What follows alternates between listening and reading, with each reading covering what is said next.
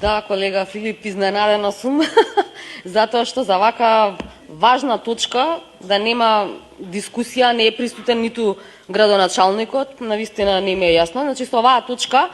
се предлага да се потрошат 4 милиони денари, пари на граѓаните, со цел да се направи зонско паркирање во Ново Лисиче. И сега, значи, првично, вака која читате одлуката, пишува, значи, дека овие пари ќе се потрошат за сообраќајна сигнализација, вертикална, хоризонтална сигнализација, направи за смирување и столпчиња и така натаму и така натаму. И тоа е навидум, нели, вака кога ќе се прочита со вакви флоскули, си мислите дека е нешто, нели, добро за граѓаните, меѓутоа понатака како ја читате одлуката и образложението, ќе видите дека всушност оваа одлука не станува збор за никаква инвестиција, за ништо ново, туку просторот кој што и сега се користи за паркирање, кој што граѓаните го имаат, значи, со години назад, овој паркинг мислам дека се користи веќе од 90-тите години навака, е сега поново овој паркинг со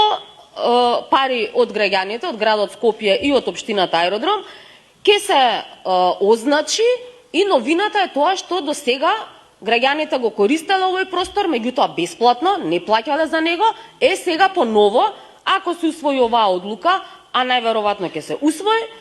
новината ќе биде тоа што граѓаните сега ќе плаќаат. Значи, за истата услуга, што до вчера ја користеле бесплатно, сега граѓаните ќе треба да плаќаат, и не само што ќе треба граѓаните да плаќаат за паркирање,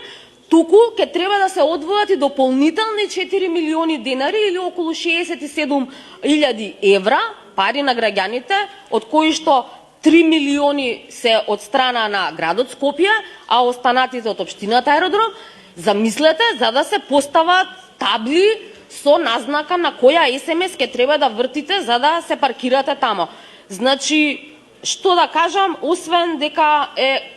оваа одлука катастрофална сама по себе, значи не само што нема проширување на нови и отварање на нови паркинг места, нема никакво подобрување на животот на граѓаните, туку единствената новина е тоа што до вчера го користеле бесплатно, сега ќе треба да го плаќаат. И еве, иако градоначалникот не е тука, јас би сакала да му се пренесе и да одговори во